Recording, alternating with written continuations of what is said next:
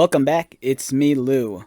Alright, so today we are going to jump into the time machine and travel back almost 20 years, back to 2003 when Mattel released this. This is the Batman 2-pack featuring Batman and Superman. Alright, so I purchased this recently at one of my favorite local collectible toy stores, and that is Wax Packs Records and Toys, located in beautiful Roselle, Illinois. If you're in the Chicagoland area, check this out. It's awesome. Alright, so I saw this at the shop a few months ago, and I picked it up. I got it for a really reasonable price. I want to say I got it for, I think maybe a little over $25, which I think is reasonable considering the age of this and how nice the box is. You know, for me, this was a steal. I had no problem pulling the trigger on this because I am very sentimental when it comes to this specific line of Mattel Batman action figures. So way back in the early 2000s, you know, DC was like,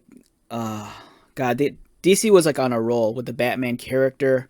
The story Hush was super popular in the mainline Batman book. It was illustrated by Jim Lee and written by Jeff Loeb, inked by Scott Williams, colored by Alex Sinclair, and it was lettered by Richard Starkings of Comicraft. That book sold like hotcakes. It kind of really reinvigorated the Batman franchise on the comic book end. And it was so cool that around that same time, Mattel had the license when it came to DC, and they put out this like mainline Batman line of action figures. It was really cool, and this was like, I think this might have been from the first assortment, if I remember correctly. This might have been one of the first 2-packs. This predated the very beloved DC Classics, DC Universe line of action figures. This was kind of like a precursor to that. I believe these action figures were also designed by the Four Horsemen, who during that time period were also designing Mattel's Masters of the Universe 2000 X line. So in many ways, some of like the aesthetics of these action figures kind of felt like it's in the same line as the Masters of the Universe figures, especially in terms of the proportions and their anatomy. And if you stood the figures kind of side by side, you could kind of tell they were designed by the same people. But this was such a cool line of action figures. For me, this was like a home run. On the Marvel side, Toy Biz was producing some excellent line of action figures depicting all sorts of Marvel superheroes like the X-Men, the Avengers, Spider-Man, whatnot. But I kind of felt at the time DC's line of toys was kind of lacking. But once Mattel grabbed the license, you know, the stuff that they were producing was so beautiful. It was really awesome. And for me, this 2-pack is a great example of that.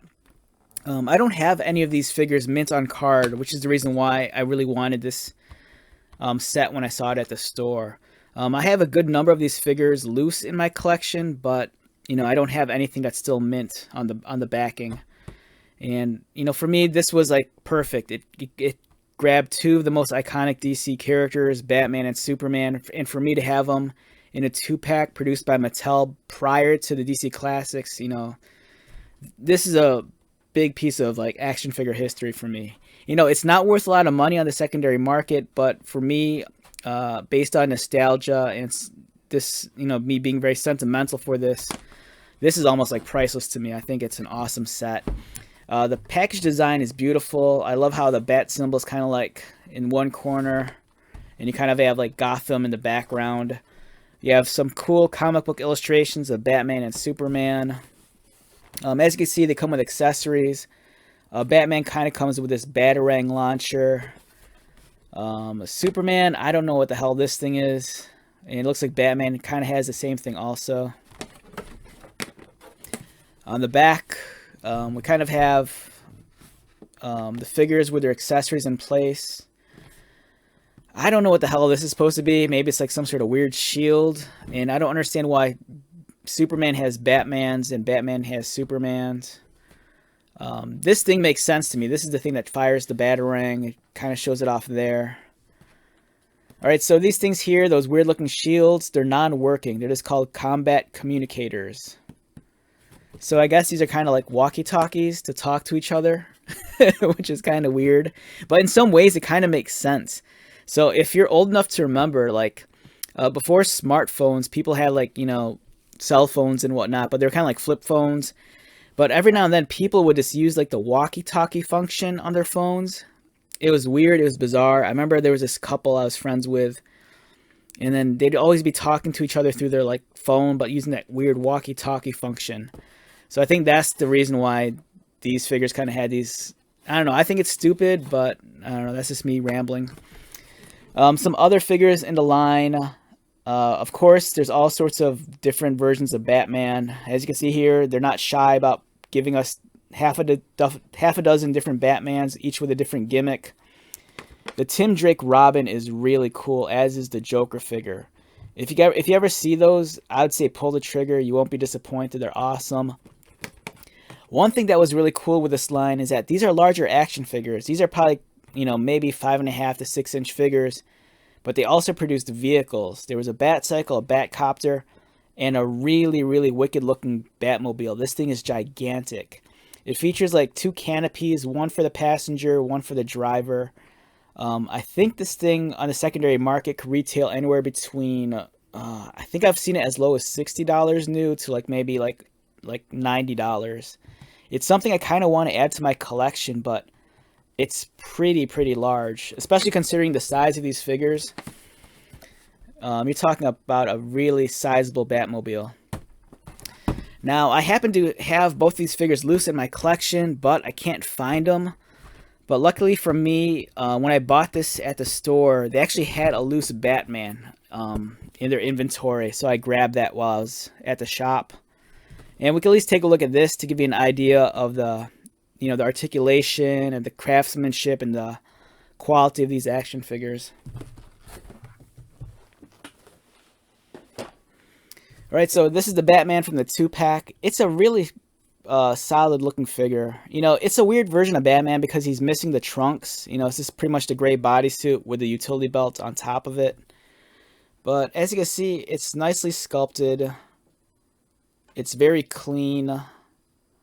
It's kind of Batman's more traditional comic book color scheme with the gray and the blue. Very stylized utility belts, as you can see right there.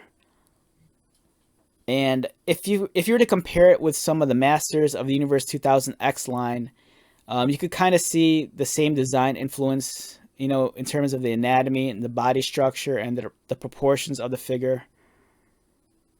The cape's kind of made of a nice material. It's very soft. In terms of the articulation, it's very basic. The head just rotates, the arms rotate, and they go out. There's a swivel at the forearm right there. Waist swivel, legs kick up, and then they bend, single pinned. So this is a very basic action figure. It's really aimed more so at children than it is collectors, but I do think they had the collector in mind. So for me, it's a nice balance. You know, it's not leaning too heavily towards being a toy, and it's not leaning too heavily, you know, being a collectible. It's kind of like a nice in between, and it's a cool figure. You know, this predates the DC Classics line of action figures, and it's really cool. I dig this guy a lot.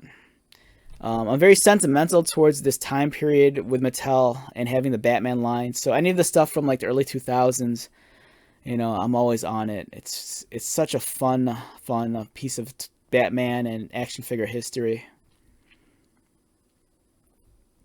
It's pretty cool. Alright, so yeah, let's wrap this one up. This is a short video. I just kind of want to share this with you. You know, I was pretty stoked on acquiring this set and adding it to my collection.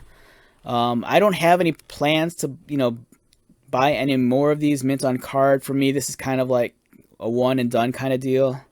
Ideally, I think I'd like to get a Batman and Robin mint on card, but I'll just settle for this 2-pack. I think it's awesome.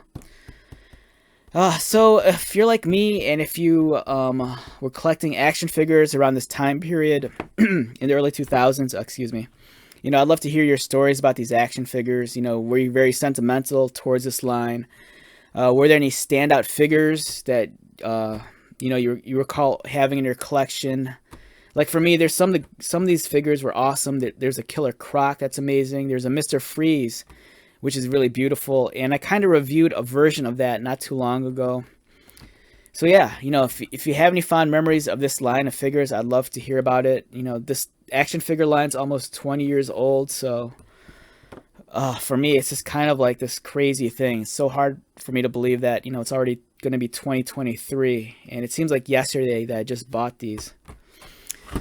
All right, so enough about the sentimentality. Let's wrap this up. Once again, my name is Lou. If you're new to my channel, welcome. If you are a returning viewer or subscriber, thank you so much for your continued support. I greatly appreciate it. So until the next video, be safe, take care of yourself, buy lots of toys, and most importantly, be happy. And I'll see you at the next one. All right, later.